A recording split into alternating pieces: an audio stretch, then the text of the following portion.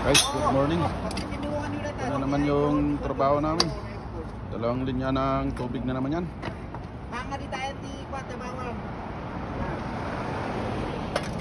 Ito.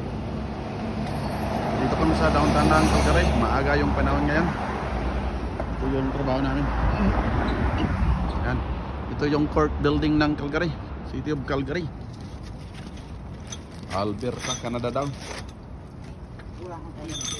Ito, nagtayin kami ng linyada ng tubig supply para sa building na ito.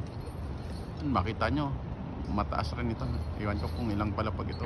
1, 2, 3, 4, 5, 6, 7, 8, 9, 10, 11, 12, 13. So sa 13 na palapag, ito ang tinatawag nila na loop tie-in. May valve sa gitna, tapos dalawang supply kabilaan. Pwedeng isarado yung valve sa gitna, dito na side kukuha ng tubig, o either dito rin na side kukuha ng tubig. Ganyan lang. Yung may tani ba? May pan ba? Kasi ito kailangan i-adjust ito. Oo. Yung malit muna. Tibog ito ano ko. Oo. Ano to? So maraming salamat guys sa inyong suporta.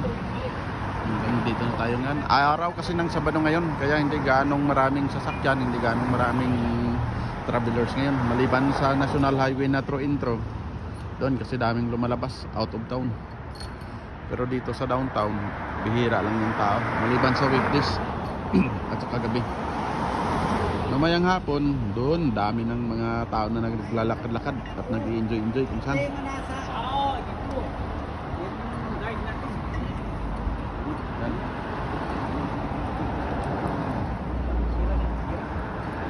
Yan naman yung trabaho namin guys. Balik-balik.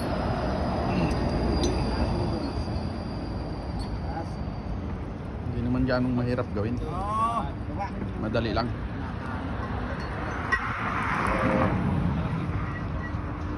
Wala pala tayong helmet guys. Naiwan dyan sa loob ng machine, no? Ayan. Ayan yung city bus. Ayan yung makita. Ano? Gandang mga sasakyan. Infinity. Luxury car na ano. Dito yung west side ng downtown. Ikot natin, padandaan.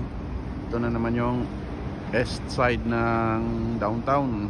Dito kami sa gitna eh. Nasa 6th Avenue at saka 5th Street.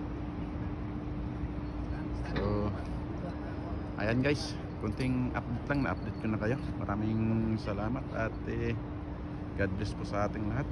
Bye-bye muna. Thank you.